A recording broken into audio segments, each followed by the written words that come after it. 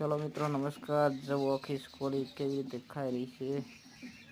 અત્યારે વરસાદની સિઝન ચાલુ થઈ ગયેલી છે માટે હર પશુ પક્ષી નાના મોટાને ભૂખ પણ લાગે એટલે થોડું મોડું તમારે થોડું નાખી દેવાનું. રોટલી છે દાળ બાજરા તો થોડું થોડું ખાય. બહાર નીકળો એને પણ તકલીફ પડતી હોય માટે તો કઈ રીતે ખાય. વરસાદ ફૂલ સિઝન છે અત્યારે વરસાદ પણ ચાલુ છે. જો